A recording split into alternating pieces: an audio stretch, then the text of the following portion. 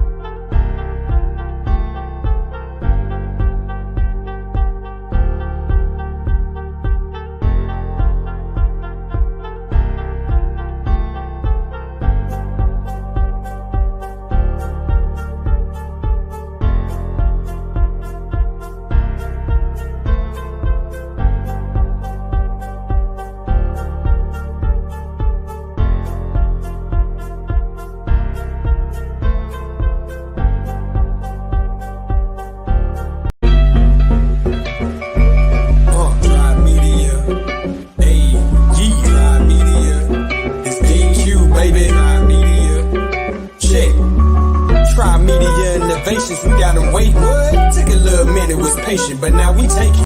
Anytime we want in this game, my situation is entertainment intertwined with information. Alchemist soul, how we move the tassel and roll. It's amazing how we can turn something brass to gold. And we steady making hits. Architect with the prop and the scripts. It's logical that the product will flip. My boy Chef did the lineup, I'm fresh in the bitch. Carnivorous podcast, the newest show on the list. DQ on the boat, so I'm rocking the ship. So all the music gon' be dope and the artist legit. Hold my beard, concrete cord, then stepped in the door. See, that's my man and he reppin' for show. And true savior's a player with flavor. Lexicon Taylor, lines on point like a laser.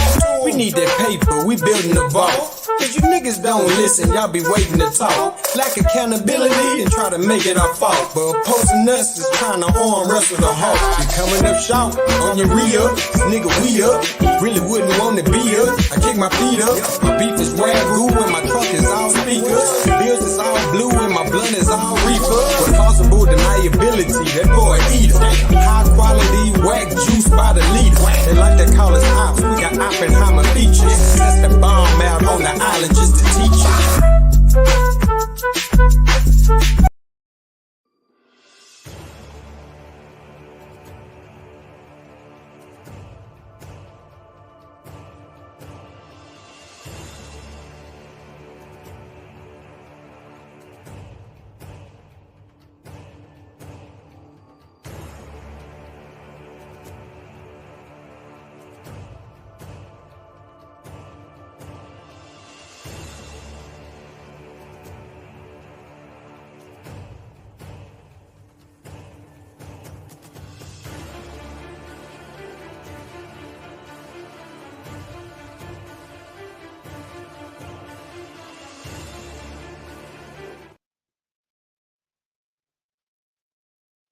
Peace to the people. Tri-Media Innovations in the building.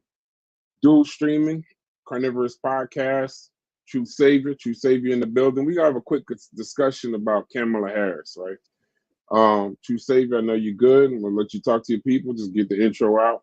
I guess lately everybody been bugging out about Kamala Harris. I've been kind of staying out of the conversation. I don't think I need to add to the madness. And it's funny, True Savior called me up and said, I think I want to have the discussion. I was like, I don't know. I really don't want to be on live having my political views out. But he said, no, I want to have a good discussion. I think it's time to have the discussion because we're coming into the home stretch. We got August, September, October, and November, and then we'll see what happens. So I'm gonna give it to my brother Paul's True Savior. He can take it from here, and then we'll open up the panel in about 20-30 minutes once he fleshes out an idea. So True Savior in the building. Go ahead, my brother. All right, what's up, fam? Peace to the chat, peace to Tri-Media. Yeah, man, I really want to discuss this topic because it appears like on social media, especially all around social media, this is anti-Kamala Harris sentiment out there, and I'm trying to figure out where it comes from.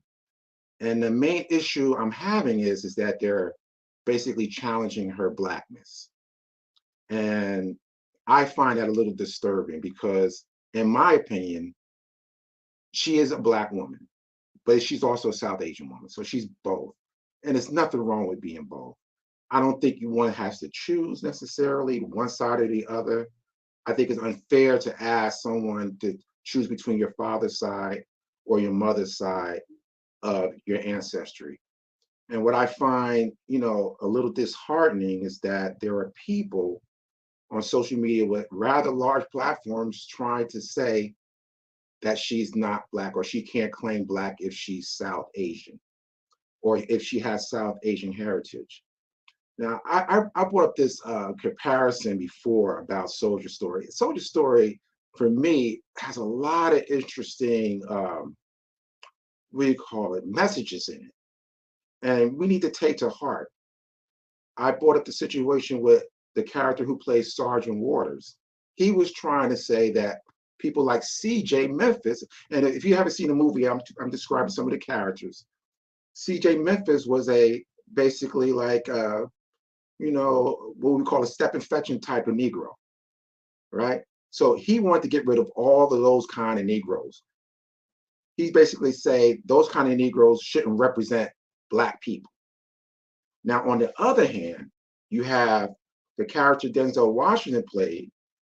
He was in defense of C.J. Memphis, although Denzel Washington's character, I forget what character he played, he wasn't a backward Negro, but he defended C.J. Memphis.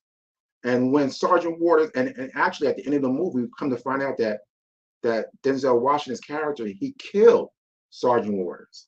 And when he was caught and brought before the captain, he said that, let me see if I get this right. He said, some things need getting rid of, meaning that type of Negro that Sergeant Waters represented wasn't good for the Negro race. So on both sides, you had two competing ideas of who was Black or who was a Negro and who was not, who was better to represent what being a Negro and who was not. And so I find that in this particular thing with Kamala Harris is that we have people in social media trying to determine who she is and does she have a right to call herself Black. All right. So what I find a little disingenuous is that when people examine her ancestry, they only focus on her father's paternal line, meaning Donald Harris, that's the father of Kamala Harris. They don't focus on the maternal line of Donald Harris. They only focus on the paternal line. And if you know anything about genetics, you would know that most Black men who were subject to slavery, whether it be in the Caribbean, South America, or America, most Black men have a European paternal ancestry. That's not uncommon. This is why most Black people have at least 20% of European ancestry on average because of all the raping that went on. Now, when you look at Donald Harris, maternal line, and hopefully that perhaps get that illustration up to help you guys understand what I'm trying to say. But when you look at his maternal line, you will find out his maternal line is Black. Now, it's not what you would call European necessarily. So here's Donald Harris at the bottom. That's Kamala's mother to the right at the bottom. All right, so you can see Kamala's ancestry basically is all South Asian. There's no question about that. But the father is a little different, right? So again, like I said before, when you look at his paternal line, you will see that he has European ancestry, but you notice that his grandmother is Black, right? So this is why he has African ancestry also on his paternal side as well. But if you look to the right, you'll notice that his mother is black. His father was biracial, but his mother was black, a black Jamaican. Also, his grandparents on his maternal side was also black Jamaican. So if you look at, if you analyze genetics and understand how much of each parent you get, you can conclude that Donald Harris is at least 75% African ancestry, because he got at least 50% of his mother, which is fully African, African Jamaican, fully African. He gets 50% of that. And because his father was biracial, he gets 25% on average of African ancestry, which makes him about 75% African. All right. Now, Kamala's mother, being that she's all South Asian, you put those two together, it kind of, now, like I said, genetics is a little tricky. I'm making it as simplistic as possible so everyone can understand. But for simplistic, for reasons of simplicity, Kamala's mother would represent about 64% of Kamala's ancestry versus her father, because she's full South Asian. So in theory, she's more South Asian than black, but again, she still has black ancestry. A lot of people would say, oh, she doesn't have any black ancestry, but it's not true. And she has always identified as being black. There's a long history of doing that. Let me read this, what her mother, what Kamala said about her mother, what she taught her to do. This is from Reuters. And I'm gonna read an excerpt of this. It says, Kamala Harris, let me get this right. Okay. In 2016, feature opens a new tab for the New York Times Magazine. This is in the New York Times Magazine. Harris talks about her mother's choice of community for her and her younger sister Maya after her parents' divorce, and referred to herself as a black person. She had two black babies, and she raised them to be two black women. Even so, in other words, even though Kamala's mother is South Asian, she saw herself as black, and she taught her daughters that they were black as well.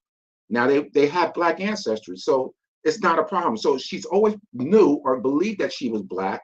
We get into this issue about how much black ancestry do you need to qualify as black. Some would say, well, you know what? If you have less than 50% of African ancestry, you can't call yourself black. Some people might argue that. But let me ask you those of you who believe that, let me ask you this. When Fat Joe says, I'm black, Puerto Ricans are black, and you look at Fat Joe's ancestry, why are many of us accepting of the fact that Fat Joe says that he's black and we have no problem with it? We accept that fact so much that we allow him to say the N-word recklessly, at will, and he gets no accountability for it. I guarantee if you analyze his genetics, you probably won't find any African ancestry. But for some reason, we were duped into believing that Puerto Ricans, by stating that they're Puerto Rican, automatically means that they have African ancestry. Let's understand something. Puerto Ricans with African ancestry in general is about 20%. So what that means is that most Puerto Ricans don't have any African ancestry. That's what that means. Most has little to no African ancestry, but yet we accept Puerto Ricans as being African. We have no problem with that. But here's Kamala, yes, I say. Here's Kamala, who has at least 32.5% African ancestry. and we got a problem with it. She's not Black. Let's examine why we think like that and what is the purpose for disqualifying her from being Black? What is there to gain? Oh, I remember she said, I think it was in 2019, she said, well, in reference to reparations, oh, I'm not going to do anything specifically for Black people. Oh, Black people got all up in arms. Oh, I thought she was on team FBA. What's up with that? So we dogging her out because she told the truth. Think about it. If she's going for a national office, the highest office in the land, does it make any sense for her to say, as she campaigning, I'm going to make sure Black people get reparations? We're 13% of the population. Remember, John Henry Clark said, we have no friends. We have no allies. Who's going to team up with us? Who's going to ally with us to make sure we get reparations? This is our fight alone. We can't expect Kamala Harris to launch a campaign talking about giving reparations to Black folks. Don't get me wrong, we deserve it, but you can't expect her to do that and win. Take in consideration this. It takes two branches of the government to pass a bill. Both houses of Congress and the president. Now, the Congress, all you need is a majority. But the Senate, you need a supermajority, meaning you need 60 members to vote for something like that. Currently, the Senate is split, well, it's not totally split, but it's 51-49 in favor of the Democrats. Can you imagine these white Republicans saying, oh, if I, give up 8 or 9 of their members to give Black people reparations? They're not going to do it. And see, part of that is our fault. You know why it's our fault? Because in the midterm elections, we don't vote. So these Republicans continue to get into office because their people will vote. We don't do midterms. We'll do the presidential elections. But any other election, local elections, midterm, we sit home. We got other things to do. We got to watch Housewives of Atlanta and all that kind of stuff, and watch the football game, whatever the case may be. We're too busy as Black folks to vote. So the Congress continues to be majority white. So no matter, even if you put a Black person in there, if the Senate doesn't pass the bill, if the Congress doesn't pass the bill, a president can't sign a bill. So part of the responsibility, if you want reparations, then you got to vote. It's plain and simple. You got to vote in the midterms. You got to vote for people who want to fight for reparations in order for it to happen. One person can't do it alone. And here's the other issue. If a white person says they're not going to do nothing for Black people, nobody has an issue. We accept that. But if a Black person trying to get to the highest office in the land says it, oh, we have a problem. That is a huge problem. So let me give you another example. People say, oh, she just turned Black. This was Donald Trump said. She just turned Black. She said that she was South Asian before. And now all of a sudden she just happened to turn Black. Let me read this. This is, like I said, this is from Reuters. In 2012, interviewed host of a digital news organization, Harris, the Rapia attorney, I don't know what that means, but Attorney General, referred to herself as both African American and Asian American. So there's episodes where she referred to herself as both, and she has every right to refer to herself as both. There's nothing wrong with that. And to hold her to this whole issue, oh, she only could claim one thing, is ridiculous. Now, I remember that the Trump campaign put out this video of her and Mindy Kaling, that's that Indian actress, doing a cooking show. And let me read the quote where in the video, Harris, okay, let me see where it says, okay, this clip shows Harris cooking Indian food with actress Mindy Kaling, who is of Indian heritage. In the video, Harris responds, yes, yes, when Kaling says she is Indian. When Kaling says the two women are South Indian, Harris responded by saying, you look like the entire one half of my family. So she's honoring, she wants Mindy to understand she comes from two different groups of people.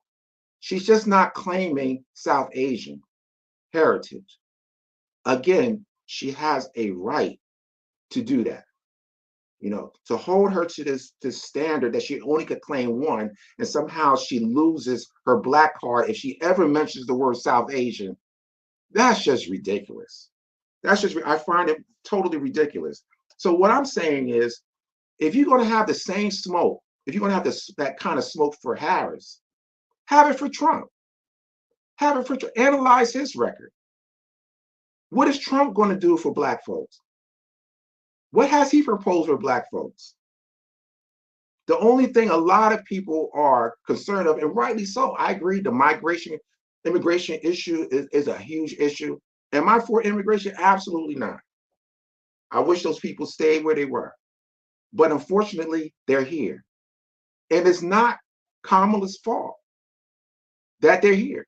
We got laws in this country that says if an immigrant makes it to the border, all he has to do is turn him or herself over to border control and say, I am seeking asylum. And guess what? America can't turn them away. That's the law. But I agree. They pick and choose who they want to apply that to. Because I remember that picture, that photograph of that border control agent apparently or seeming to whip the Haitian migrant, the famous photo. I'm sure many of you seen it. Shortly after that photo, the Biden administration put a number of those Haitians on a plane and sent them back to Haiti, to a country that was in turmoil. So we know that there's racism. We know that Black migrants are treated differently than the Latin migrants.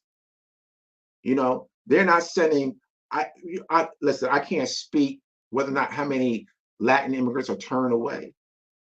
But it sure made news to see all those Haitians being put on planes and they give them a care package as they land in Haiti. You know, so the point I'm making is the laws allow them to come. The laws also allow them to receive money too. I bet you didn't know that. I should have pulled up the laws. I looked up this earlier. So in Chicago, when people talk about, oh, the migrants get this for, you know, vouchers, and guess what? It's in the law. I should have pulled up the law. I was astonished to see to find that out. So a lot of things that is going on in this country is written in the law. And so it makes it more difficult for us to deal with. And this is why the Congress has to get together and figure out a plan between both parties, how we're going to deal with it. And as you know, that there was a immigration bill proposed by a Oklahoma, I think he was from Oklahoma. I'm trying to remember his name, a senator. I should have written his name down, but he was an Oklahoma senator, and he got with these other Democrats and imposed the most aggressive, basically more favorable conservative immigration bill possible. And Donald Trump told his people, his senators, to not vote for it because he wanted to use it for his campaign. And a lot of you people who support Trump, here you had before, there was an effort to get to stem the tide of it, and Trump stood in the way of that. But now you want to honor Trump as he's some savior for immigration. Let me tell you something. There is no way that he's going to put all these people on planes and send them back. You know why? This country survives. It runs on immigrant labor. It runs on immigrant labor. These people, these corporations will be would go crazy if they didn't have the workers. And then people would say, oh, well, that means there are more workers, there's more jobs for the rest of us. Not really. There are only a certain amount of jobs that we're willing to do, especially Black folks. A certain amount of jobs we're willing to do. Half of the job, most of the jobs that the immigrants will do, we're not going to do. Let's face it. We ain't going to the field and picking any grapes. We ain't going on roofs and doing some roofing. Many of us ain't going to do a whole bunch of landscaping. Many of us are not going to go into the hospitality business cleaning hotel rooms.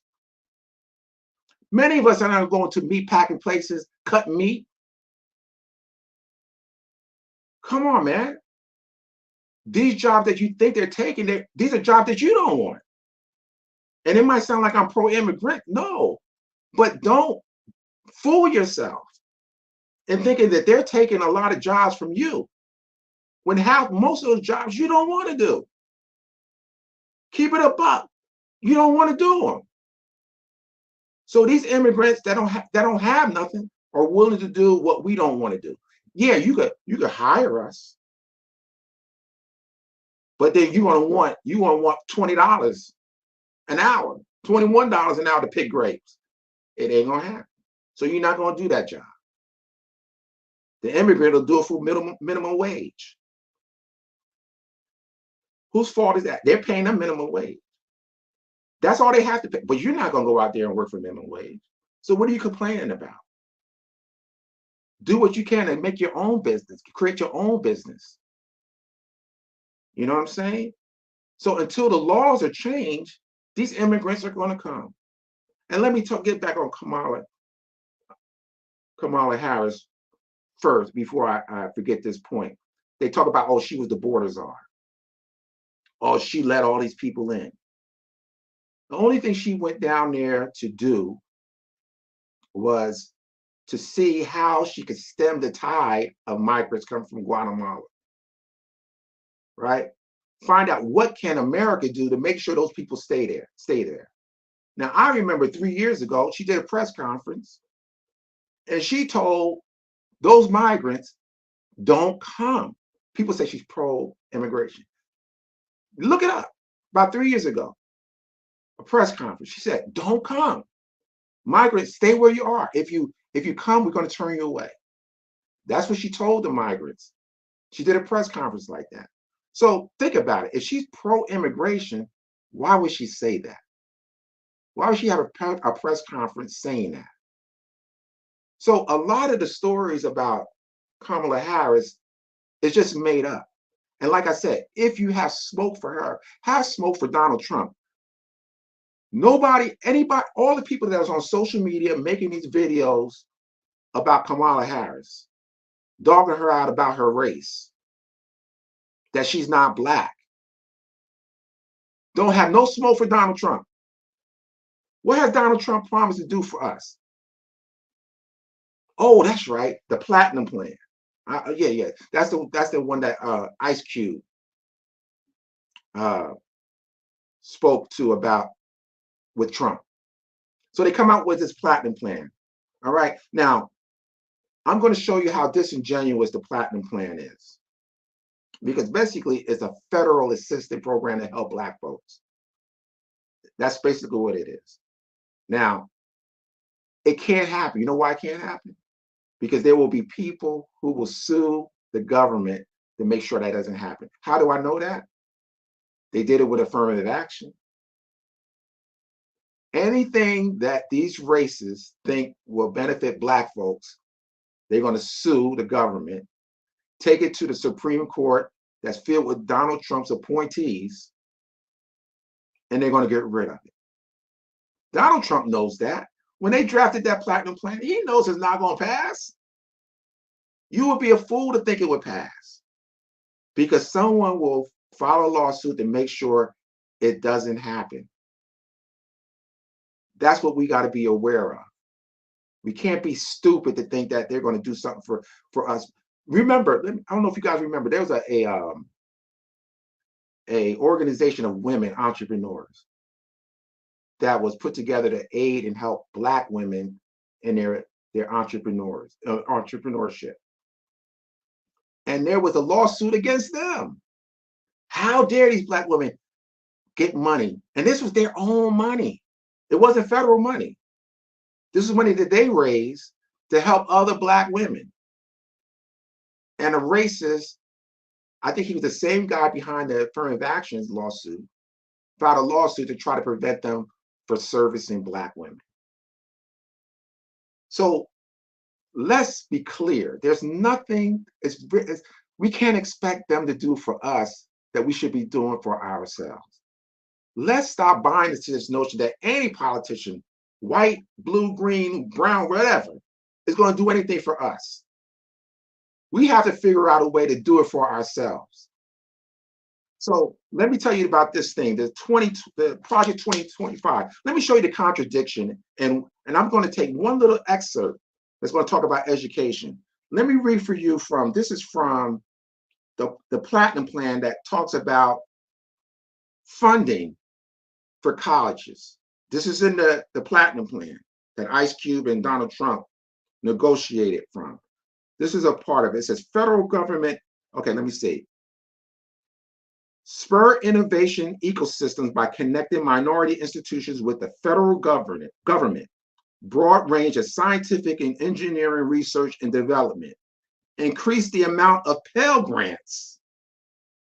Hear that? Increase the amount of Pell Grants and allow for vocational employment. Now, anybody that went to college, if you come from a low income background like I did, I got assistance through Pell Grants. Under Project 2025, if Donald Trump gets in office, that goes by the wayside. No more Pell Grants. Nothing that will help you if you're low income and you have college aspirations. Only way you could go there, you have to borrow money. But let me read this. Let me see if I can find it. This is from the part of the Project 25. Okay. That includes the Department of Education. Okay, all together. The Department of Education oversees, because they want to eliminate the Department of Education. Let me say that first. This is the goal of Project 2025, to eliminate the Department of Education. In other words, no more funding from the federal government, or very little to no funding for the federal government, for K through 12 education. Now, this speaks to after K to 12, okay? The Department of Education oversees federal education policies, programs, funding from K to 12 to post-secondary institutions, administers federal financial aid programs. So collects data, ensure compliance with federal laws regarding civil rights and equal access to education. So let me read that part again. It said funding from K to 12, post-secondary institution administers federal financial aid. Financial aid. It's going to eliminate financial aid. So in other words, the Platinum Plan is contradictory to Project 2025. So if you want, and I encourage people to look into Project 25 and understand that the country that you know today won't exist. I'm only going to I touched on a little bit about the education. There's so much out there. And you do yourself a disservice if you don't look into that. And if you want to vote for, you vote for whoever you want to. Vote for whoever you want to. I'm not going to tell you who to vote for, but be an educated voter. Understand that there are consequences to your vote. And if you're going to vote for Donald Trump, understand what's at stake.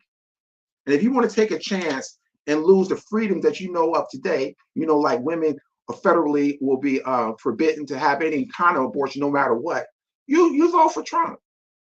Now, I know people are going to say, oh, well, he denied, he said he had nothing to do with, it has nothing to do with 2025. He's just about it.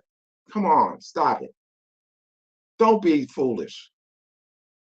Some people say, oh, no, it's not going to happen. Nothing's going to happen to a democracy. Listen. Imagine if the governor of Georgia and the state, state secretary of Georgia, Raffensperger, if they were the MAGA Republicans, they would have found the 11,870 votes for Donald Trump. So when you say that's not going to happen, that can't happen, don't be a fool. It can happen. Let me tell you, people say, oh, well, you know, that was all a fraud. Before Fannie Willis got in trouble, messing around with her top prosecutor, I think there were 3 people who were indicted, pleaded out. You ain't gonna plead out if you didn't do anything wrong. So clearly there was a lot of things going on with the Trump administration, with the fake electors and all of that.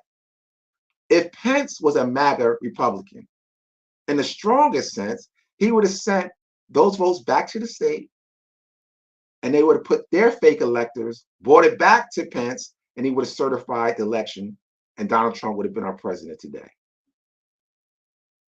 So now with the Supreme Court totally in his hands, what is there to stop him? He got immunity. He could do whatever he wants. There's nothing to stop him. So if you got smoke for Kamala, bring that same energy and smoke for Trump.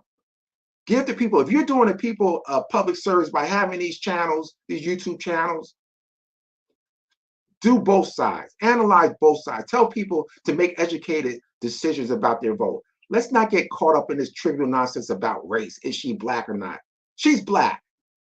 I feel like this, if Fat Joe is black, if Puerto Ricans by nature of calling themselves Puerto Rican is black, how is it that Kamala is not black? Be consistent. If she's not black, Puerto Ricans ain't black. Here you got Dominicans don't want to be black. You're forcing them to be black. Dominicans said, me no black. And you and a lot of us Negroes out here, oh, yes, you are. Yes, you are. Come on, man. Here this woman lived her life as a black woman, went to an HBCU, pledged to black sororities. I hear people say, oh, she pretended that she's pandering to black folks.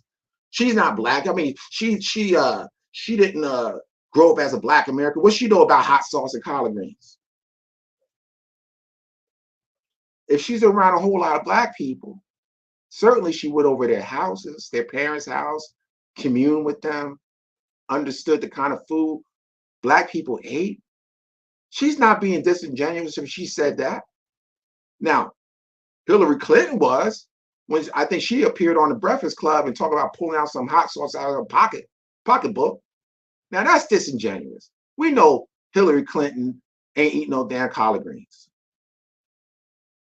But Kamala is not Hillary Clinton. And I don't think it's fair to say that she is and say that she's not black.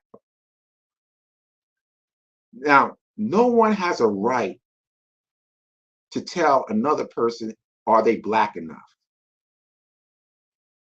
You know, being, you know, race, having a particular, being a part of a particular race is a social construct anyway. She identifies as black. She has always identified as black. And sometimes identified as both. There's nothing wrong with that. Be an educated voter. Learn about both sides. Don't be caught up in this. I guess it's almost like it's the thing to do. This trend. Let's bash Kamala. Let's do a video on bashing Kamala. Go on YouTube. That's all you see. Bashing Kamala. Or she's not black. Start with the nonsense. Again, have the same energy for Trump. Educate your people. All right, hey, Brass, brother, I'm done with my little monologue. So I just want to, you know. Man, let me tell you. Well, all I'm going to say is this. I'm going to try to be as impartial as possible, just to let y'all know, right? I know it's a little strange on different channels. On our channel, on Chef's channel, this is dual streamed on 3 separate channels. Chef will be in the chat in a second. We're just waiting on him to come back to his chair. You're going to see shows on True Savior's channel that might start with just Chef. As long as this stuff is on topic, you'll see shows on all these channels. We're streaming live on 3 separate channels. Follow Tribe Media, follow True Savior's channel, and follow Chef's channel. So it might be a little strange to see True Savior, but get used to it. This is new media. This is how we doing it now. We're gonna push good conversations. Waiting on my brothers Trimedia to come to the building. My brother Hits, Logic. We got a lot of people in the chat. So you said a lot of things for me personally that was a little. Now I will say you this. You said a lot of facts. Definitely. I personally don't want to have the conversation about Kamala Harris publicly, because it's just, to me, it's just going to be seen as another black man bashing Kamala Harris. And I don't like talking about politics publicly anyway. But I will say this. There's some political reasons why I don't really get along with her. I don't care about the black, Indian, white stance, any of that kind of stuff. But now, let me ask you a question. Why do you say that people think Fat Joe is black? You lost me a little bit on that one. And Puerto Ricans are black. I think Puerto Ricans are Puerto Ricans.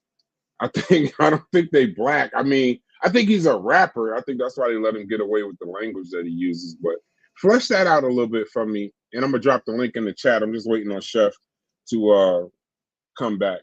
And for said Breeze, my political reasons for not supporting Kamala Harris. I still, to this day, she's run for president a few times. She's now running for president, literally. She's run for the nomination a few times.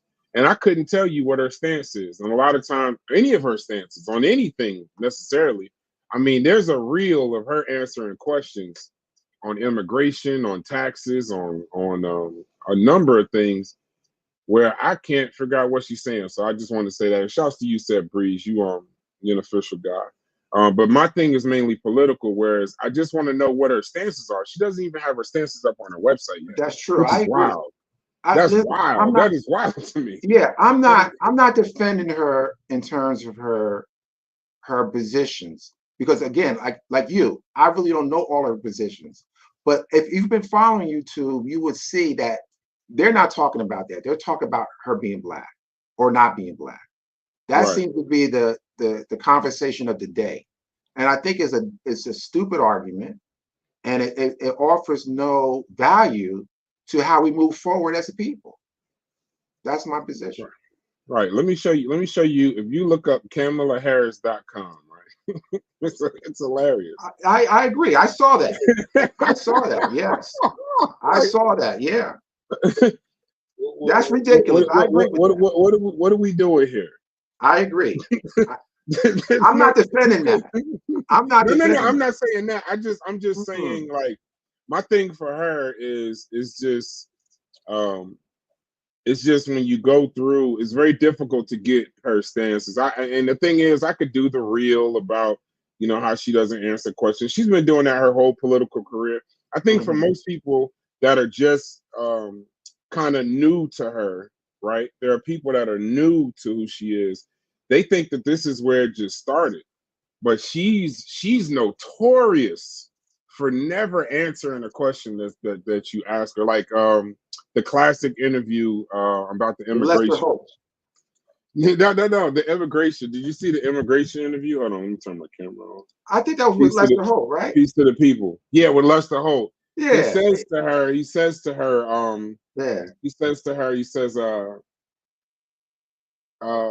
where's your stance? Have you been to the border? What's your stance on immigration? Right. And she says, we've been to the border.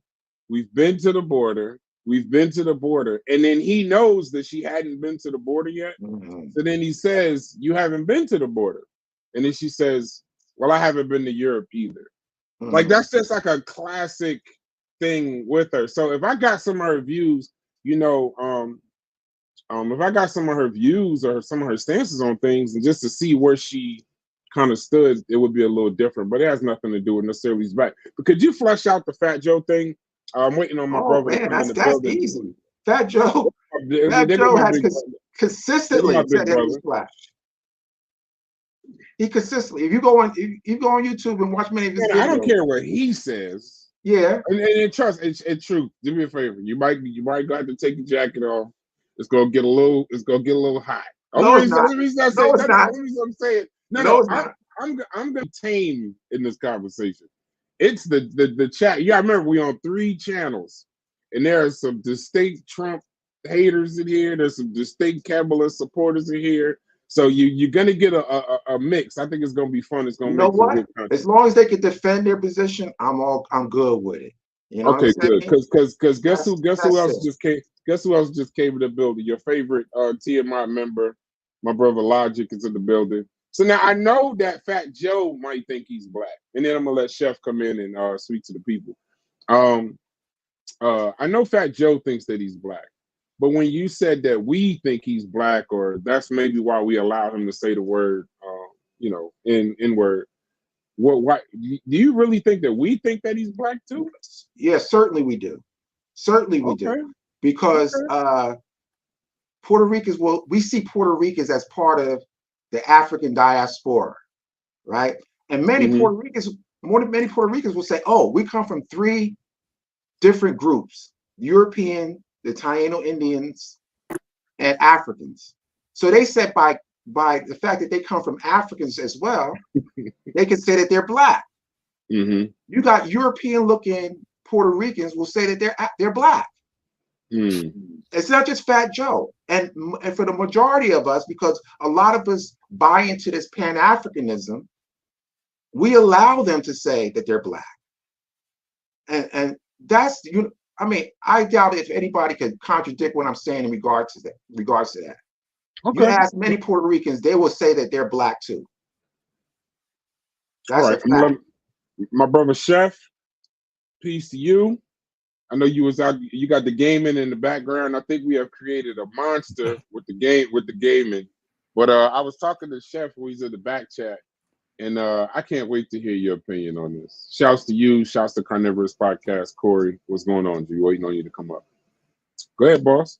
Oh, what's going on? What's going on, Truth? I ain't never met you before. What's up, brother?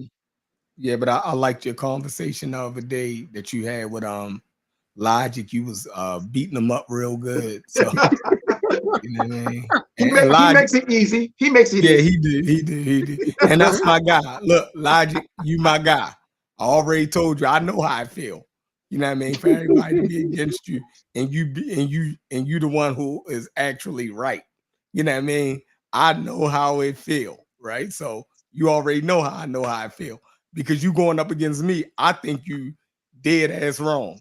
You know what I'm saying? I think you're making a snarky argument more than, so I hope you can somehow get it together, because it seemed like you just trying to go against black people for some odd reason. Like, I don't know what it is, but it's crazy. All right. Like, we can't create a music genre without other people. It's just nuts to me. But anyway, Truth, back to and the fact that we can't make a music genre while living in a metropolitan situation with different cultures around us. That seems to be the problem. You act like we don't live in our separate communities inside of America, inside of metropolitan America. The black community has always been a separate enclave inside of metropolitan America, and we had our own thing going on. It's crazy that you act like just because we live in a metropolitan and you have different communities that interact with us, somehow they helped us in our creation of something. That's nuts. That means James Brown and I feel like you've been waiting to get this off. Yeah. I'm being patient. I'm letting them get it all out. Go ahead, right? But we have always done this, right? We have always done this. James Brown and all of them, lived amongst, white people with some of their early patronage that came to patronize them, right? So,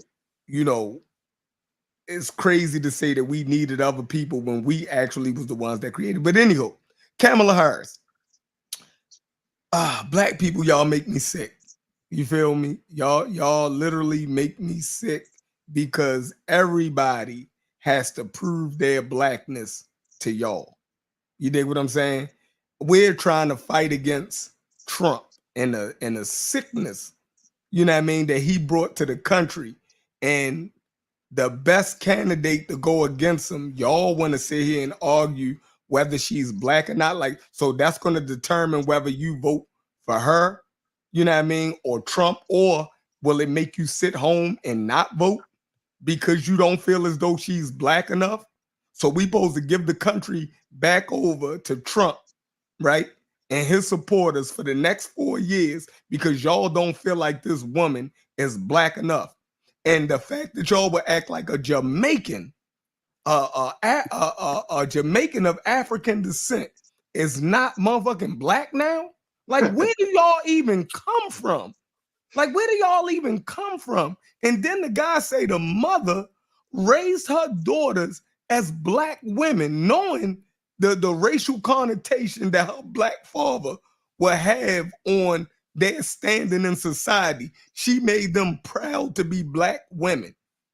And because of the simple fact she don't deny her mother, she's not black enough for y'all, then y'all got to go dig up white people and her father's ancestry to try to further prove that she's not black.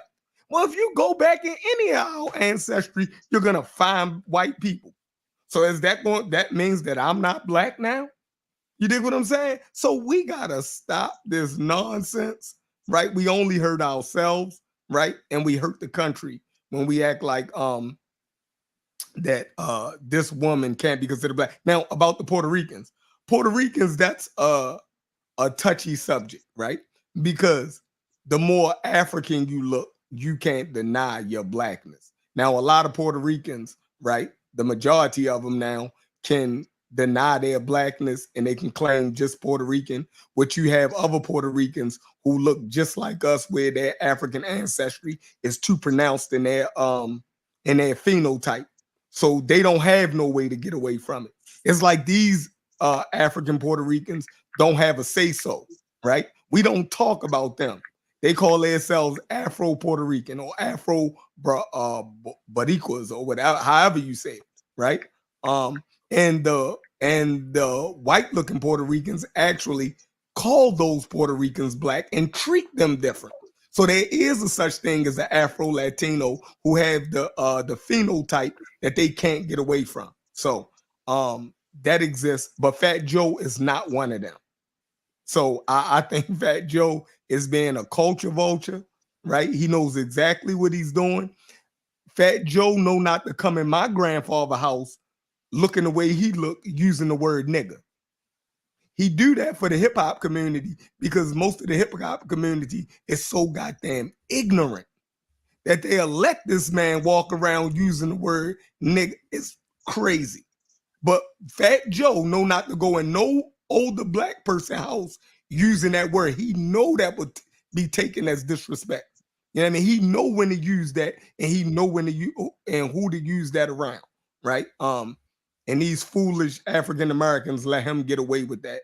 I don't agree with Fat Joe. Fat Joe is definitely not black. He know he's not black. He play black around African Americans. You know what I mean? That's, you know, that's his business.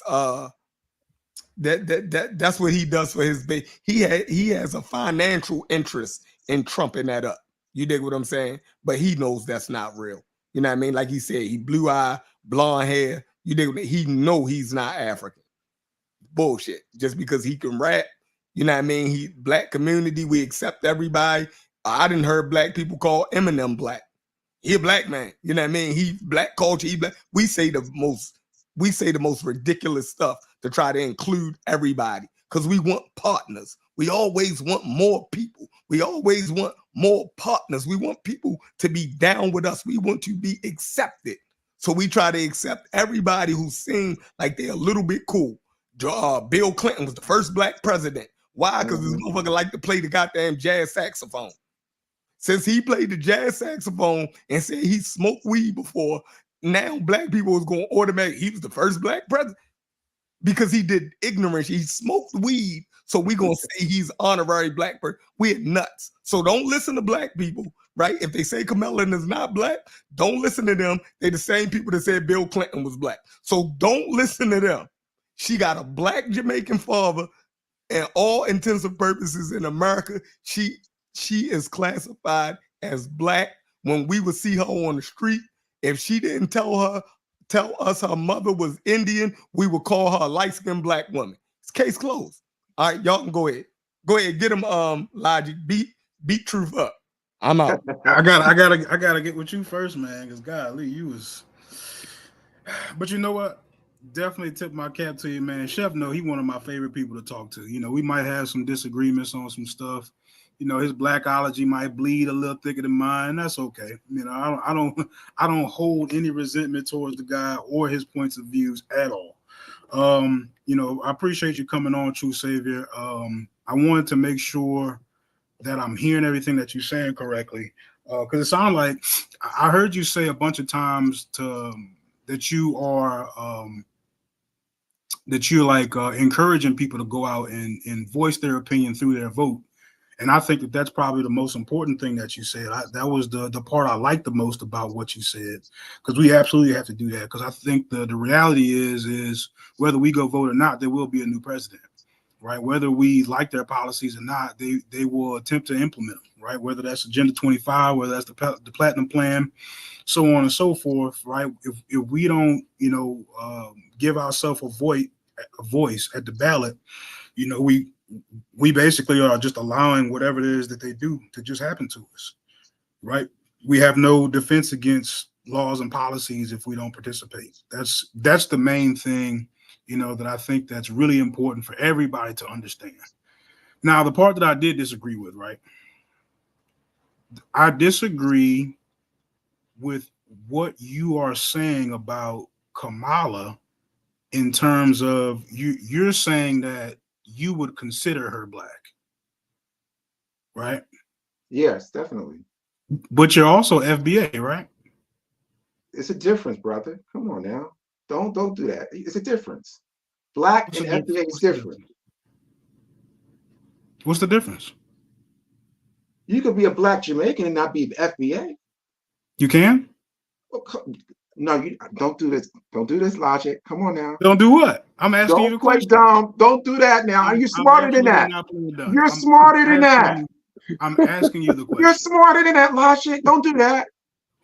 You trying to tell me you don't know the difference between an FBA and a black Jamaican? No, I mean, look, maybe you could teach me something if you would just kind of. Oh my God, I really got to do that? Come on now.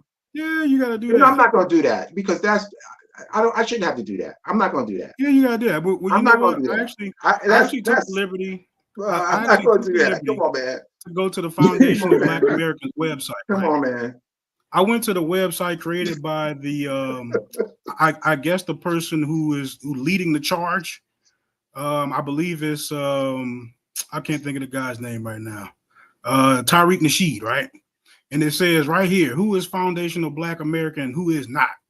If a person's maternally or paternally lineage traces back to slavery in the Caribbean, they are not considered foundational Black American. Now that's what it says. Yeah. Now here I am, you know, again, I'm sure you're gonna try to beat me up because I'm reading. You know, I don't know if you hate the fact that I actually like to read and try to source some of the stuff that I'm saying.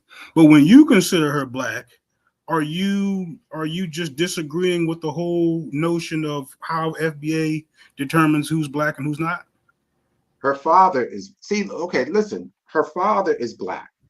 Her father is Jamaican. He's a Black Jamaican. He's an African Jamaican. Isn't Jamaica in the Caribbean? Yes. It is. Well, I mean, it says right here, if they're from the Caribbean, they're not considered Black. So hold on. So Chef, you can take stay out of this. Yeah, no, I gotta ask you a question. So no, you ain't gotta ask me. In order for me to be FBA, I have to agree with everything the FBA say. Steph, didn't I say stay out of this? No, I'm just asking the question because I understand. So are you a foundational Black American? Do your ancestry go back to the slaves, to the African slaves of the United States? Do you? I'm asking you, Logic. Mm-hmm. All right. So by definition, you will fall into the category of FBA. Now, you don't have to agree with everything the FBA say. So if the FBA say, if I know that in general, I fall in line to be considered a foundational Black American, I don't have to agree with the FBA when they try to include the Moors into it and the Aborigines. That's nonsense. Chef, You dig what I'm saying? Chef, you can't kind of like wiggle out of this, right? It's like how you gonna be a Christian if you don't believe in Christ? I mean, at some point, I mean, I get what you're saying that you don't have to wholeheartedly agree, but when it comes to some fundamental points of what actually makes you an FBA, I think that's where it kind of like is important. It seems like who's Black and who's not's a pretty fundamental thing about who's FBA. So let me ask somebody who's familiar with FBA. So let me ask your opinion about it. Right. So let me ask you, before Tariq Nasheed came up with his definition of FBA, did you ever question whether Jamaicans was Black? How in the world can you be FBA and before it was invented? No, that's what I'm saying. Listen, you existed before that term. All of those FBA people existed before that term FBA got put into use by Tariq Nasheed. So I'm saying, did the Black community, including you, as an African, I'm gonna use African American, did you ever question? Let this man stand on his own 2 feet right now. I'm asking you because I want to get to the heart of this shit. Man, right? We're not talking about how I used to be confused about anything or anybody else. So you calling Jamaicans? I'm talking about an organization whose foundation is built on who is Black and who is not. So right? The whole entire concept is built off of who's Black and who's not. No, it's not. That's why they harbor. Hold on. So I'm asking you the website again. Hold on, real quick. I'm gonna let after Chef go. I'm gonna let True Saver respond. I'm gonna go right back to you, Logic. I promise. Just let them, because the production ain't good. Just give it my bad. Yeah. I'm just asking a simple question because I'm trying to get your point of view, Logic, before you question everybody to hell. You dig what I'm saying? I'm asking you, before Tariq Nasheed made the FBA, right, and put all this confusion into the air, all these things that you disagree with now, did you have a problem with considering Jamaicans and Jamaican Americans as Black people? Because you can see the African features, that those same features that's on us, you seen in Jamaican, so you seen that African ancestry, so we considered them Black. They say that they Black. I'm confused at why. So you just got an issue with Tariq Nasheed? No. See, you're muddying up the conversation, right? So, all right, so I'm gonna get out of it. I'm gonna get out of it. Hold on. Let me answer what he's saying though. I do want to answer what he's saying, because there was one crazy time where I thought the Egyptians were Black. I thought the dang who the people that came to America with Van Sertima. The Olmecs, I thought the Olmecs was Black. I thought the people in South India was Black. I thought they had Black Japanese people at one point in time. I thought they had some Black Irish people at one point in time. I thought all the Moors was Black. So just because at one point in time I was wrong, now that I know it's wrong, I'm supposed to continue with my misconception of what I now know is absolutely wrong. So look, again, so back to what the actual website says. Jamaican, right? I'm gone. Y'all look, it's what it say right here, man. They blacker than African Americans, yo. That's nuts. This is what I agree it's nuts, but this is what it say on their website. They say Caribbeans are not considered foundational Black Americans. So I got a foundational Black American calling them Black, and it's obviously Caribbean. They not foundational Black Americans. I agree, but are they Black? Good, Truth. Good, Truth. The definition is simple, really. It's basically talking about foundational Black Americans. Basically mean, are you a descendant of slaves in America? That's basically what it is. So a Black Jamaican can't be FBA if he was born after slavery in America in another country. He's not foundational. He's just Black. It's that simple. I don't know what's so complicated about that. Oh boy. So Okay. So Truth, let me ask you a question. So if Kamala Harris, let's just say Kamala Harris, and welcome to the channel Bustetto, and I think that's Haskell. I want to say that's Haskell. If she came out and said that she wasn't FBA, let's say I don't think she would do that, but let's just say she said that. Would that affect your vote for her, or would that? I don't know. Flesh that out for me. I think it doesn't matter what she. I think we're too silly as Black folks to get caught up in whether or not she's Black or not. We should be voting for who is more likely to help us as opposed to hurting us.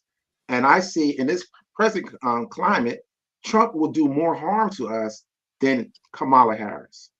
So I'm not caught up in her racial identity as much as some people are.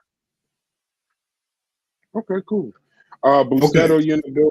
Haskell, you in the building. Go ahead, Logic. Just remember, it's a lot of people on the right. I'm not gonna take up a whole bunch of time. Right. I'm actually even less concerned about her color than you are. I'm more concerned with how you're determining her as being Black when you actually are FBA. That's actually what it is. And I think the real problem here, and I'm probably gonna have to say it more than one time so people can hear me actually say it. Right. I think it's gonna be very difficult for you to say, let's become educated voters when it's very difficult to pin down any of her stances on anything. There's not much to educate yourself on. I agree. Especially since well, then what's there for us to educate ourselves? Well, listen. Well, check this out. Give her an opportunity to have her convention. Okay, she only been on the campaign trail for 3.5 weeks, I believe, something like that. Give her opportunity to go at the convention. I'm sure she has to lay out her platform then. Then we'll get an idea of what she has to say. Don't be so in a hurry. Give her time. She just started. Give her time. I think she's been in politics for quite a while. Well, she hasn't had the opportunity to present her case as a vice president. You know as well as I do, as a vice president, you have very limited ability to say what you want to say. You have to be in the shadows of the president. So she couldn't present her positions in that role. So now that the convention is coming up, let's wait and let's see what she's going to say. Let's be patient. Okay. But at the end of the day, let me say this. But at the end of the day, I would go with her before I would go with Trump, because Trump already is telling us what he's going to do. So yeah, Trump's not my favorite, but at least I know where he stands. I think you're okay with effect. Trump. You're okay with his position. No, I just said he's not my favorite. I don't like him as a candidate. I feel like it's unfortunate that the Democrats haven't produced a candidate probably strong enough to run a formidable campaign against him. I think that's probably I think Kamala's doing a great job right now. She's doing a great job. How? She hasn't given you any policy. Have you looked at the polls lately? So we're talking about polls and not policy again? Isn't that what politics is about? No, I said policy. No, but isn't that what polls are about? We have no idea what she plans to do when she gets to office, but she's doing a great job. Let me ask you something. What is Trump going to do? Give me 2 things that Trump is going to do. I mean, well, he kind of did some pretty good stuff for the economy. No. Name 2 things for this coming election season that he's going to do for us. And I saw him. I did see him not fold under pressure. I think he did some really good things with foreign affairs. I'm talking about, when I say pressure, COVID-19 was a lot of pressure on the whole world. He did disastrous for that. I don't think he did terrible. He was disastrous on that. Yeah, it could have been better. It could have been better. I'm asking you. I'm not calling him a perfect candidate. Hold up a second. I'll let you talk. I'm asking you moving forward, though. Moving forward, what has he proposed to do that's positive for all of Americans, not just Black Americans, but all Americans? What has he proposed to do? I think one of his biggest running things is that he is interested in creating more jobs for people, and I think that doesn't necessarily specify which group of people he'll make the jobs for. I would like to think that unemployment would become decreased in the Black community. So I think that's actually really important in terms of how we can move forward and generate some more wealth in our community. I think that's really important. Now, you now, realize? as far as like when Kamala Harris was asked the question, like how she would deal with inflation, she I ain't gonna say kind of, she didn't give an answer. She didn't give any sort of leaning in any direction. She just acknowledged that yes, it's a problem, but she didn't take that opportunity to state her ideas on how she would fix it. So I mean, stuff like that is a bit concerning, right? I mean, we're getting late into the process, and I definitely would like to hear whether I agree with it or not, right? I would definitely like to hear her stances on things, and I'm to some degree, I do appreciate being able to know where somebody stands rather than be constantly guessing on what they would actually do. I think that has its own value. You know what I'm saying? I'm not saying that everything that he's going to do is going to be geared towards helping the Black community, but as far as what Kamala do, I don't have any idea which way she'll lean. From all intents and purposes, she typically doesn't answer questions. Well, she answers questions very vaguely and doesn't really, give you any insight as far as what she would do. So right quick, right before I get derailed one Hold more on. Hey, time. listen. We got 5 people on the panel. Can I just read one sentence? That's fine. Read the sentence, but let's be courteous to the rest of the group. Go ahead. I'm gonna relinquish the floor after I read this one sentence. If you're a person classified as Black who has one parent from an immigrant background and another parent who can be traced to the American slave plantations, neither one of her parents fit this description, so then you are considered a foundational Black American. Now we can move on. I've doubled down 2 times. I've given you a source from the website of what FBA considers a Black American. One thing. I don't think Kamala has ever said that she was foundational Black American. I don't think she's ever said that. So let's be certain of what she claims. Okay. So you can be Black and not a foundation? What? Okay. There's a difference. I'm not gonna top the floor. There's a difference. Yo, you Logic. can't Come be on now. serious. No. So what he's actually doing is he is on, I guess conveniently. No, that's no convenience. You're conveniently throwing the definition of FBA out. I'm defining it the way it's supposed to be defined. Place the label of Black on her when you're. So the only way you can be Black is by being an FBA. So you're saying that the only way you can be Black is by being FBA. Look, if you're FBA and you don't agree with the tenets of what it is to be a Black American, and you can a Black American, you can say that again. A Black you can American. abandon the tenets of FBA anytime you get ready. Well, something doesn't add up there. Either the tenets have no value, or FBA kind of has no value. It's something going on in there, because from right there, what I'm reading, the qualifications are very clear as far as what it would take for you to become a Black American in the FBA protocol, and we're not using FBA protocol on Kamala. I mean, that's just period, point blank. That's clear to me. Now, whether I consider her a Black person or not, I haven't even begun that conversation. I've been simply asking the FBA member, represented, well, in this case, he's representing FBA. I'm asking if he agrees with the tenets of his own website. I can't do that. You can certainly do that. And I'm gonna say this last one final time. Foundational Black Americans, anybody, a Jamaican can be a Black person, African Jamaican can be Black. Doesn't matter where, if he's in the United States or from Jamaica, he's considered Black. But he's not foundational to this country. Now, if you have lineage to this country, then your foundation. For example, let's say this quick. Let's say there's a child, right? Her mother is from Jamaica, father's from here. The child is considered FBA because one of the parents has lineage to the country. But the Jamaican is not foundational. I mean, I don't know how else to explain. Hey, look, hey, bro, hey, this Haskell, man. How y'all doing, man? How you doing? How y'all doing? Good evening. Good. Listen, this Haskell. What's up, Chef? This is a Black Jamaican, right? Born in Jamaica in '82, came to the States in '95, right? Mm-hmm. The brother with the big glasses. I don't know how we have these discussions and have them be productive.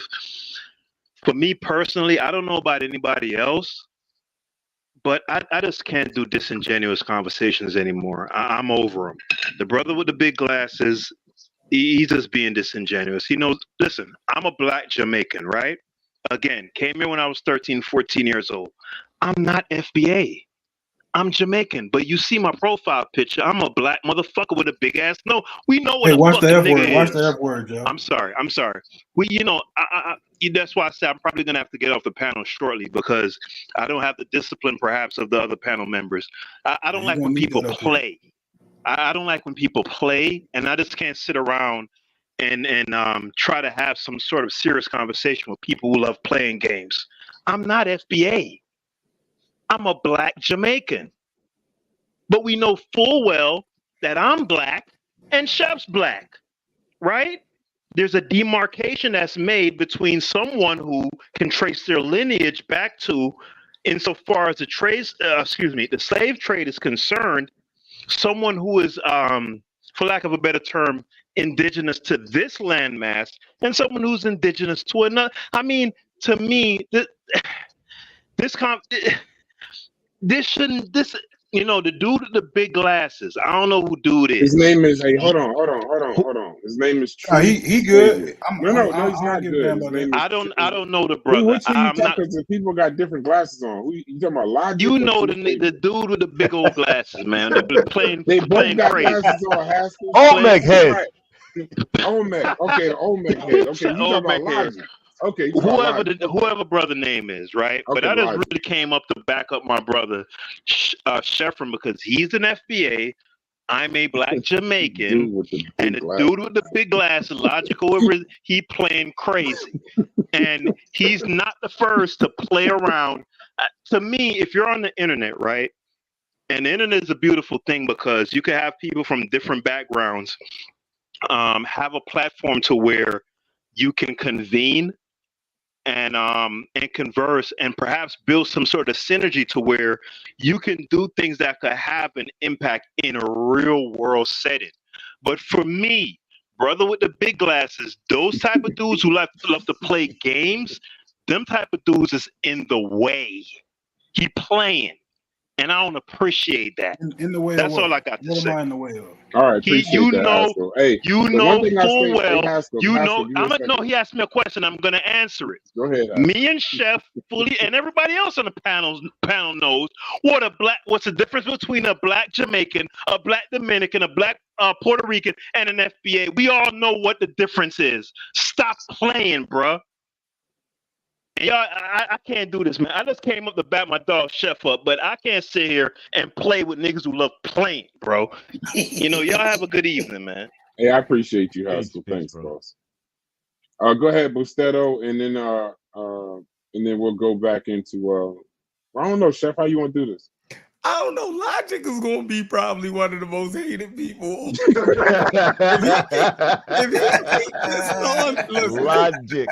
he keep this nonsense up, man, bro. Hey, Chef, my thing is this, bro. Man. In any conversation, right? Because guess what? Conversations build policy, right? A lot of times people look on online conversations, oh, y'all just talking. But what do you think Congress does all day? They just they just talk all day, right? But if you have one person who's in the conversation who's trying to play coy and trying to play like they're clever and play games, right? All they're doing is throwing a monkey wrench into any sort of synergy and building any sort of momentum. And I don't appreciate human beings like that. You know what I'm saying? I don't want to cuss dude out. But you're just the worst type of human. You know what you're doing. Stop playing, bruh. I'm a black Jamaican, bruh. I came here at 14. I've been here 30 years, so I picked up a lot of mannerisms and the way how I talk is heavily influenced by black American. But I'm not a black American. We know the difference, bruh. Just like David Ortiz is a Dominican, we know he's a black dude, but he's from the Dominican Republic. You know it. Chef know it, and everybody else on the panel knows it. Stop the playing. That's all I'm saying, bro. I would hope everybody on the panel tonight, right? We're not just having idle conversation. The conversation, I would hope, is meant to build some sort of synergy between the people we'd call black who are for lack of a better word, indigenous to Black America, right? And making some clear demarcations and moving in a concerted way towards a specific end, a specific goal, right? If I know that everyone else is moving towards a certain sort of goal, any sort of disagreements we have, or we can work through that. But when I know that a person is intentionally playing coy, all right, Chef, Haskell. help We me. got all right, Haskell. You done fleshed it out. We got you, big fella. Logic up there. We got you. Hold on. All right, I'm gonna get to. Oh man, I'm gonna let Bustetto go. Pan African James, and we got about 30 minutes left. Pete, I appreciate that, Haskell. Thanks for the support. Go ahead, Bustetto. Yeah, man. It just seems like Logic is he's like a contrarian almost. It's like, come on, man. You know what the definition is. You know the difference between an FBA or ADOS or Friedman and someone else who's Black as well, but it's from a different landmass, pretty much. And then that's just the difference right there. And going back to the to slavery here in chattel slavery here in the United States.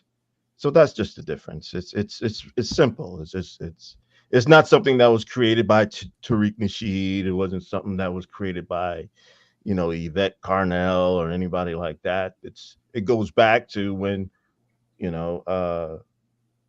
Emancipation Proclamation and getting out of slavery, and the Freedmen's Bureau was founded by the government, and coming out of there, those people who were down on the in the books, you could trace your lineage back to those books, back to those records.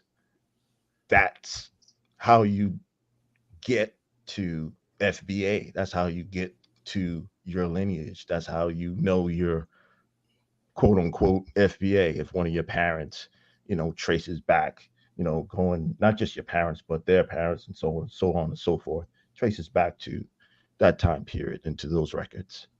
And that's it. It's simple. It's simple. It's not something that was created by Tariq or anyone else. Not at all. Appreciate that, Bustetto. Go ahead, Pan African James, and I'm gonna go back to Logic, Truth, and Chef. Go ahead, Pan African James. Yeah, peace, everybody. Peace to the panel. Peace to you. I mean, I just find it disappointing as well from Logic standpoint. But I'm not gonna pile in, jump off the top rope, after everybody else is already But these naming conventions that we continue to keep running into is problematic. Now Chef pointed out that in the lexicon of our language here, that this is a new term, or this has just been popularized in the last 4 or 5 years. Now we're dividing ourselves based on these terms when we already know that Jamaicans are Africans in the same situation that we're in Americas. I'll just put it like that, because they are in the Americas too. They came on a slave boat just like us. And I don't understand why we forget this history. Like they just was already here, and they ain't some type of indigenous, different type of situation than we was in. They was on plantations and everything just like here. But that's neither here nor there. Let's get to the election part of it.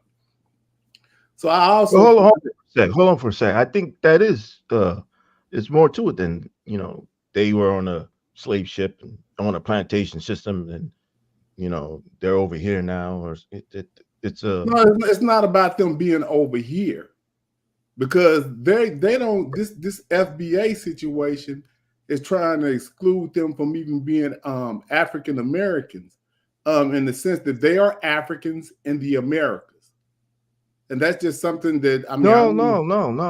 They're not Africans in the Americans. You saying it's trying to exclude them from that? You can't exclude them from that. Well, that's what the FBA movement seemingly what they're trying to do. They're trying to divide. I mean, if you're FBA, and if you have Jamaican friends, family, or acquaintances, I mean, I've got plenty, and you know, they'll let me know straight up. You know, hey, you Yankee, and I'm like, what? I'm like, yeah, Well, yeah. well, But that's, they And I'm not like, saying they not black. that's in the context of us being in the American situation. That don't have any. I mean, I can't even believe we would even have to explain. You have that conversation when they distinguishing their ethnicity to you. They're not saying that they're not black. No, I didn't say that. I didn't say that. I didn't say right. that. So they can have their Jamaican. We all know we're black. We all know we're black. But that's the whole point. If they say you're Yankee, they're saying, "Oh, right, you're you know from." I from the United States. Yeah, from the States. Finish up, James. Finish up, James. Okay, so now let's get off into from the election standpoint. I don't understand why we haven't even went into representation for us to even get anything to have a vote for her on.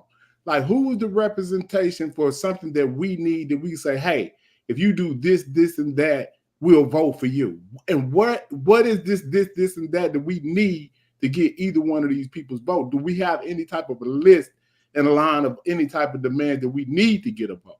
Where is that at? Are you asking a rhetorical question, James? Yes, I'm asking all of us because we're more focused on if she black, what Trump gonna do. We already know. I don't know what's going on. We in America, bro. We already know that no matter which side of this fucking bird that they flip, language. Oh, excuse me. Which side of this coin they flip it on, it's still gonna be the same thing for the last however many years this country's been in existence. It is not in the favor of the African American. Yeah, so it's gonna be, we really need to focus on who is our representation and what do we need to make it better while we here, and who's going to get accomplished that. And where is that representation at? Like, I mean, like, we don't have our ducks in a row, is what I'm saying, as far as even having this conversation, because we're talking about ethnicity of this woman. What can we get done for us, and who's our representation to speak for the people that's on this panel, and what do we need? That's what I'm talking about. So let me True Savior, you want to jump in there? Logic, I want to jump in there. I kind of want to stay out of it, but I want to say at least one thing when it comes to that. But go ahead, True. I think I kind of heard what the brother was saying as far as the process that got her in the position that she's in right now. Like, who voted for that? Ideally, you want a process like a primary and all that, but given the time constraints, I think the Democrat Party said, you know what, let's get behind someone who was vice president, or at least, has the potential to be president since she was there. And let's just make this whole process easier. Now, I would have preferred, a primary, but they're just, imagine they having a primary now and the convention is in a week. It would just be so much problem. The optics would be terrible. It would be horrible. So I think they thought it through, and they were smart to say, let's just get behind this person and let's just do it. And I can't fault them for that. Let me ask you a question, Truth, because politics, this is my thing. Me and you probably need to have a separate show specifically on the actual politics, right? Now, would you say that they were being smart after being stupid for about 4 years? Oh, yeah. I think they definitely knew that Joe Biden was not going to be able to exactly to run again. This is something they should have prepared for. They said he started showing stages of this 2 years ago. This is what I think would happen. I think that they were thinking that Trump would get indicted and be so, contaminated, unelectable, that he would be out of the picture and that Joe Biden would have an easier process. They never expected that he would be able to get out of all these particular trials and prolong. They're not smart. They outsmarted themselves. They outsmarted themselves because they said they figured we rather vote for an old crippled man than to vote for a criminal, and that's what they were banking on, and it didn't work out that way. Yeah, that's a terrible plan. I mean, even if he was crippled, I mean, there's been presidents in wheelchairs that got elected, but I think one of the things they forgot is that, when you start falling up the steps, falling down the steps, hugging people that you think are your wife, they're not your wife. Once you start doing stuff like that, And that's really my main challenge, and that's one of my biggest challenges with Kamala, because I know for a fact she got 0 delegates in 2020. So I know in my mind right now, even within the Democratic Party, that even though she is the presidential nominee for the Democratic Party, she would not have won the primary to be the nominee for the Democratic Party. I could think of 4 other people, just 5: Newsom, Beto, the lady in Abrams, the black, I think, governor or mayor in Baltimore, Whitmer, and probably Walt, and probably Waltz, to be honest. I mean, he came out of nowhere, but people who kind of follow politics knew that he was a rising candidate also. But I'm just here to host the show. We'll have a separate conversation of I love to talk politics. I have no problem with that. You're probably right. Yeah, we got Anthony. We got Anthony on the panel, and then we're gonna let everybody close out. We close with Chef and True Savior, being that we live streaming on both channels. Go ahead, Anthony. All right. So, what do you want to? I mean, I know you guys talking about Kamala. What do you talk about? The premise of the original show, we kind of got off into FBA, Pan-Africanism, and here's the thing. And James, I don't know if you're still here, but I would love one day to have a conversation with you. I don't think anybody has done it, or I haven't seen it, where we actually put these groups, not as a debate. I just talked to True Savior privately, but not as a debate, but to really flesh out these delineations of these names of these groups and get a good idea of Pan-Africanism versus foundational Black American versus ADOS. I'll see if I can get Brother Lord Abba on and have some real conversations. Because I think what Logic brought up is important. I think that when he went to the website, right, and he was stating, and I think Logic has the FBA show coming up, about how technically Kamala wouldn't be FBA based on the information on the website. But and I never actually looked at the FBA website. When did the FBA website get invented? See what I'm saying? Like, this is stuff we know this happened, man. Like, what's going on? I think, James, but here's the thing, James. I think sometimes we all are we're probably a little bit more educated, not probably, I'm sure of it. Most people don't pay any attention to any of this stuff, James. They don't know. If you ask somebody what a Pan-African is, they couldn't tell you. If they ask you what an FBA is, they couldn't tell you. American Descendant of Slave, it's in the name, and they probably couldn't tell you. So I think I'm gonna have a show. If you don't mind, you come up, and I know you Pan-African, that's your name. If you don't mind, I'd love for you to come up and just flesh it out with some brothers from different groups and just see what that's about. But the show, Anthony, was about Kamala Harris, a masterclass in outrage.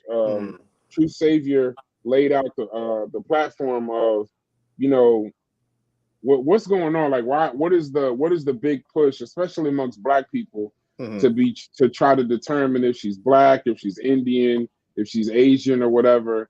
Just, let's keep it to the politics. And where is this manufactured outrage coming from? I think that's a very important point. It's not light. It's not light. It really isn't. You have to take into consideration, okay, first of all, she's not Black American. Just get that off the table. She's not my mother.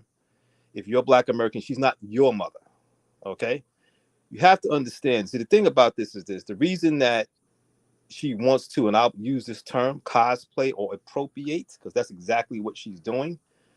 The Black American is the premier American. He is the ultimate American. He or she is the only person that has been a slave on U.S. soil. We have shown the most resilience, the most courage, the most determination than any other group.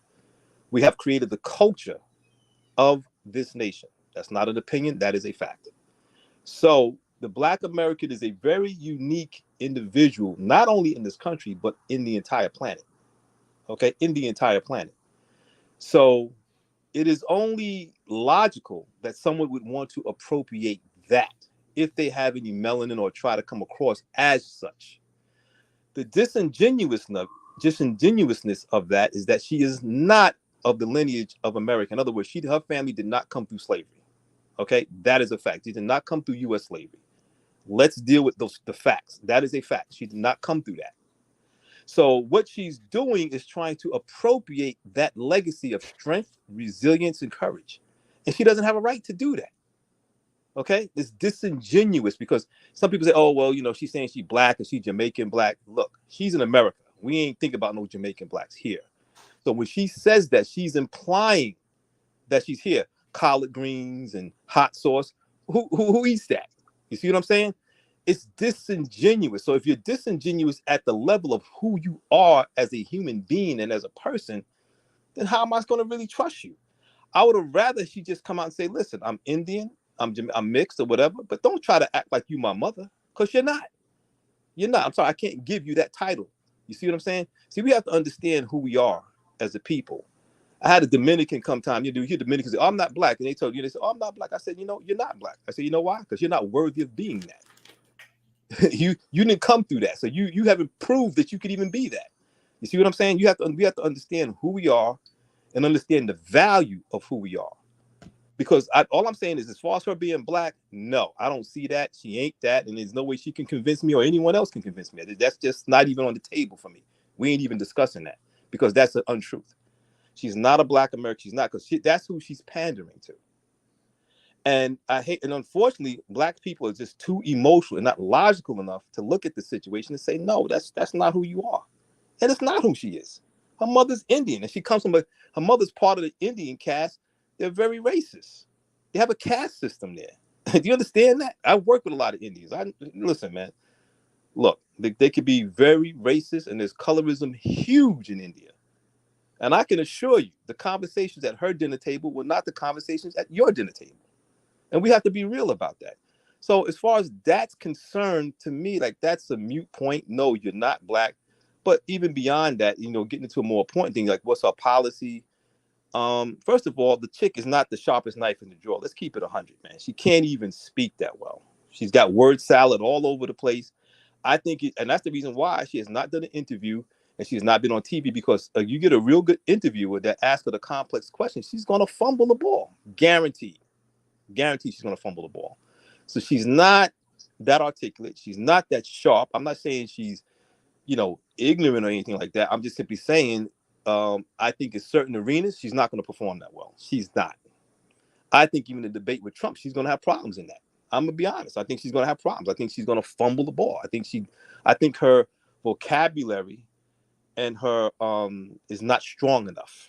It's not strong enough. And her speech or her oratory skills are not strong enough to handle herself with somebody that can really challenge her. I think she'd be lost. And I think also, like you even said, she didn't even get no votes when she ran for president.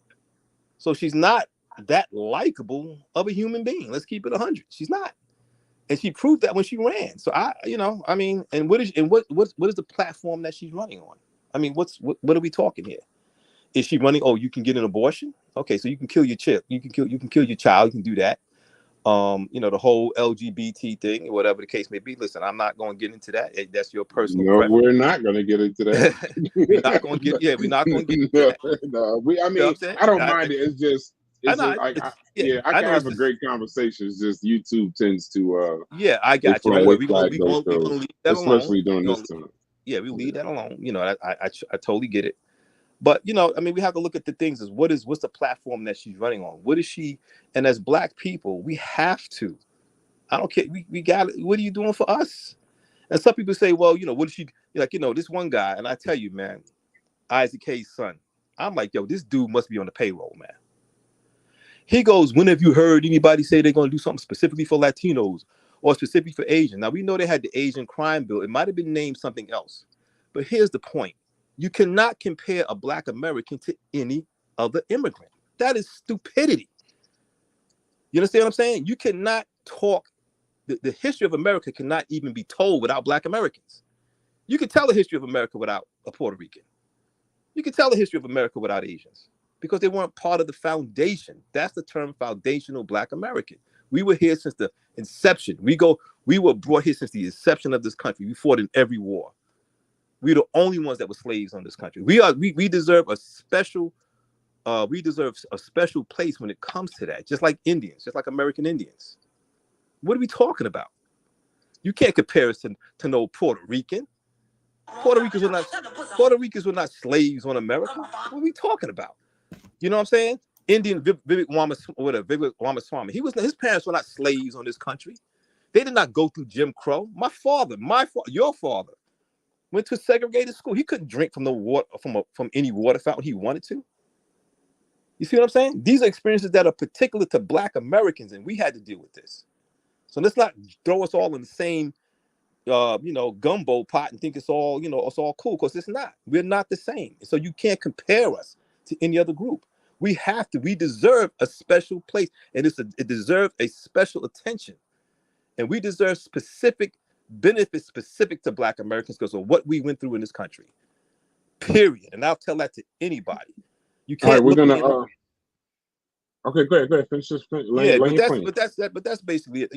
As far as that's concerned, I can go on about Kamala. You know what I'm saying? But I think once again, is what is she running? What's her policies? What's her plan? And she hasn't done that yet. She hasn't even taken a serious interview since she's got the nomination. She hasn't. What interview has she been on? What has she done? Then she does that rally in Atlanta, and she got Meg Thee Stallion twerk. That was a major insult. If people can't see that, I feel sorry. Yeah, I'm afraid to discuss Kamala Harris publicly. I won't lie. I'm gonna be completely honest. I'm terrified to have a conversation about Kamala Harris because the one thing, just out of respect. But listen, we're gonna close this off. We got a couple shows coming tomorrow. True Savior with another banger. And it's funny, Truth? What's up? Literally, the title, we went through every range of the manufactured outrage that the media has pushed into this. If it's Black, if it's Jamaican. The funny thing, we're not even talking about the election. It's funny, like when Pan-African James kept saying, let's go back to the election. Let's go back to the election. It seems like that's what the whole world is having to do. If it wasn't Project 2025, Joe Biden being sick, we're talking about everything other than the election. And it seems like we're going to get right up to the election. And then we're going to try to talk about the election.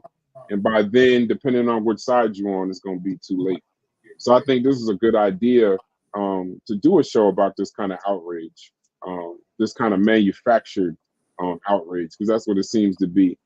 Truth, because it's on Carnivorous Podcast and your channel, it's your show, so I'm gonna let you close out, but I'm gonna let Chef come in, speak his piece, and then I'm gonna let you close the show. Go ahead, Chef, you in the building? Let me speak after Chef. Oh yeah, I thought Logic was gone. Yeah, I thought he was gone too. I'm just so sick of my man Logic. Taking the worst end of these conversations with everybody attacking them, but Logic is your positions that we're attacking. And maybe I'm seeing I'm seeing the intelligence of what you're doing because you flushing out a lot of stuff by taking these positions. If somebody is not coherent and their thoughts are not straight, your logic is going to pull it out of them. You know what I mean? So listening to how everybody answer, I think it's better to employ what you do on other topics, because it seemed like ain't nobody letting you get around them on this one. You dig what I'm saying on it?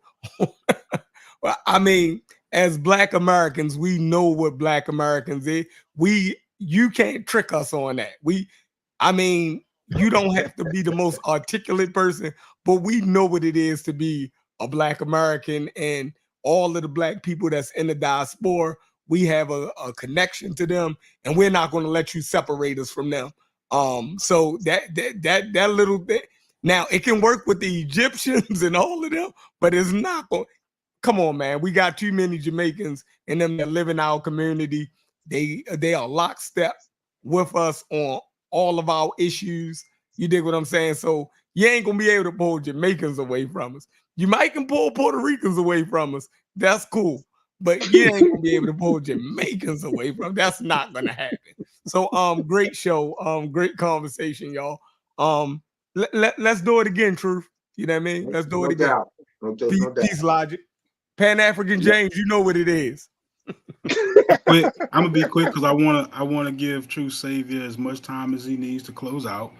And to add to what Chef was saying, I'm not trying to pry Jamaicans away from Black Americans. FBA is actually trying to do that. That's why I pulled up the website. So it's not my opinion. I didn't even voice my opinion. I simply asked if he agreed with what the website says. So it's not me trying to pry Jamaicans out of the hands of the Black people. FBA is actually doing a good enough job for that if you actually follow what the FBA guidelines are. I didn't make them. All I did was read them. Again, I'll get attacked all day for stuff that I'm reading, and I didn't even voice my opinion about it. But I share some outrage too, right? I think that it's a bit in my last criticism. I'll be polite and delicate about it. But my last criticism about True Savior, he did employ us to become more educated voters. And I think that I'm a little outraged too that at this point in time, I don't have anything to educate myself on about Kamala. And certainly not much positive stuff. I know there's those rumblings in the background about, her dealings with her cases as a prosecutor.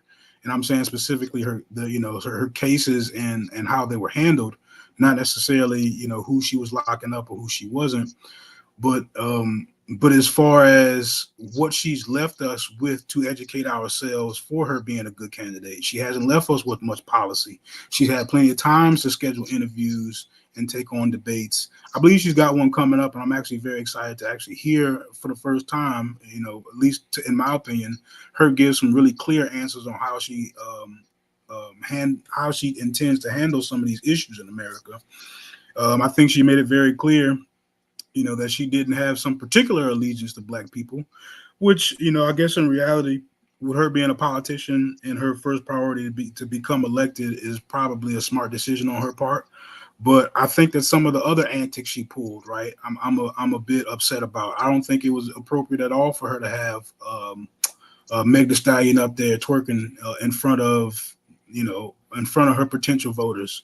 I think that was a diminishment. It almost makes me feel like, is this what it takes to get the young Black vote? We just got to have somebody up here checking out Megan Thee Stallion at a concert. Is that her equivalent to policy, right? Is that her subliminal promise to Black America? I didn't get it. As a matter of fact, I thought it was downright appalling, to be straight up, right? So I think that that's what the real outrage is, that she has not left us with anything to educate ourselves on. A bunch of unanswered questions, unstated positions, and numerous opportunities to have done so, and has not so far. That's all. Can I just make? Can I say something? That. Can I say something real quick? Real quick, go ahead, and I gotta get out of here. All right, cool. I would say, why don't we just let's flip this and ask, Logic and others, what's the criteria for being a Jamaican? I remember that Chinese woman or Chinese Jamaican who went viral, and she was telling Jamaicans that she had passport, and she's telling them, well, if you don't have one of these, you ain't Jamaican. And you've had you have Chinese Jamaicans who didn't go through enslavement. You have in Jamaica, you have Indian Jamaicans who didn't go through enslavement in Jamaica. And then you have Irish Jamaicans who didn't go through enslavement in Jamaica. And then you have Black or African Jamaicans who were enslaved. So what's the criteria for being Jamaican? Can you just move to Jamaica and become a Jamaican, just like a lot of white Americans are moving to Puerto Rico now and becoming Puerto Rican? What's the criteria? Can I just say something real quick? I know you got to get off. Yeah, we got 2 hours, and I want to let Truth close the show. We got 11 minutes. I want to finish in 7. So, and Truth still got to talk. All right. Go ahead. We want Truth to talk. I'm just going to say that the criteria for being a Jamaican is no different than the criteria for being American. You got to be born in a certain place. But once again, these things are all based on perception. Okay, the one thing that we do know about Jamaicans, and I'll say this, and I think it's very good that Black Americans are finally delineating. Let's keep it a stack. Let's keep it a stack. Jamaicans and these other nationalities of people ain't rocking with Black Americans. I've been in this country a long time, man. Let's be real. I've dealt with Africans, I've dealt with Caribbeans, I've dealt with Indians, I've dealt with all of them. And I'm here to tell you, just like Dr. Henry Clark said, we ain't got no friends, period. And we need to take a hold of that. We really need to take hold of that and take that serious, because that's just the facts. We ain't got no friends. And if those who think that we do, you're naive. You're really naive. And you know, so when we say Black, we talk, you know, so when you think of a Jamaican, they're quick to say, I'm not Black. I'm Jamaican. I'm not Black. I'm Dominican. So, you know, it's a lot of disingenuousness going on there. And I think if you're a Black American, you've been in this country long enough, come on, let's be real. Let's cut through the BS and let's be real about this. And let's deal with the fact that for the most part, these people don't, you know, they don't rock with us. That's just the bottom line. But anyway, that's my point I want to make. I'm gonna let you go. Truth got to say his thing. Close us out, Truth. Hey, Brass, if you got a moment, can you show that picture of Kamala as a kid? I sent you real quick. Is that possible? Let me look it up. Go ahead and talk while I look for it. Okay. All right. First of all, I want to thank everyone for tuning in. It's an interesting discussion. Like I said, I think the most important thing for us to do as informed voters, and if you want to make a point and make a change in this way we do elections and in the way we do politics, you got to get involved. You have so many people on YouTube telling people to sit home, and then they wonder why things don't get done. So you can't sit home. And unfortunately, we have a two-party system that doesn't work for none of us. You know, the Republican Party don't work for us. The Democratic Party doesn't work for us. So you almost have to vote for the party who's going to do the least damage to Black people, right? I want you to see this particular picture. This picture is of Kamala. She's in the center, and her sister's to the right. This is when they were in Jamaica. Look at her cousins. These are her pictures of her cousins. Now, if you saw those kids and didn't understand their ancestry, I'm quite sure you would say that they were Black. Look at Kamala's hair. Now, we understand Kamala the way she looks now because her hair is, you know, done and everything like that, look all good and straight and everything. But that's her as a kid. And look at the hair. And I'm sure most of us, we see these pictures, we say, oh, look at these Black kids. But now we look at her and we question it. Now, you could do what you want. You could see her not as being Black. If that makes you feel good, fine. I'm just asking people to be informed more than her skin color. Look at what potentially she could do and not do. I agree. She's not presented any policy positions that we can actually look at. I'm waiting for the Democratic convention in order to see what she's about. And I'm hoping she says some things that make sense. But I do understand the alternative. The alternative is a lot worse. So I'm willing to give Kamala a chance. And hopefully she can deliver. So, I mean, that's basically what I want to say. Again, thanks to everyone who tuned in. Thanks, Chef, Brass, Steto, Anthony Whitaker. Thank you, brothers, for tuning in. And, yeah, brother, you got it. All right. So that's it, Brother Brass. Hey, I want to thank y'all for coming out. And I think this is going to be a hot topic this week, Truth. I'm going to have to hit you up. This is going to be you to get us started. So talk to y'all later. Tribe Media. Hey, Tribe Media. It's DQ, baby. Tribe Media. Check. Tribe Media Innovations. We gotta wait. What? Took a little minute, was patient, but now we take it. Anytime we want this game, my situation is entertainment intertwined with information. Alchemist soul, how we move the tassel and roll. It's amazing how we can turn something brass to gold. And we steady making hits. Architect with the prop in the scripts. It's logical that the product will flip. My boy Chef did the lineup. I'm fresh in the bitch. Carnivorous podcast and newest showing the list. DQ on the boat, so I'm rocking the ship. Squad of music gon' be dope and the artist legit. Hold my beer, concrete cord, then stepped in the door. See, that's my man and he reppin' for show. And true saviors, a player with flavor. Lexicon Taylor, lines on point like a laser. We need that paper, we building the vault. Cause you niggas don't listen, y'all be waiting to talk. Lack accountability and try to make it our fault. But opposing us is trying to arm wrestle the hawk. You coming up short on your re-up, nigga we up. Really wouldn't want to be up. I kick my feet up. My beef is wagyu and my trunk is all speakers. Bills is all blue and my blunt is all reefer. With possible deniability, that boy eater. High quality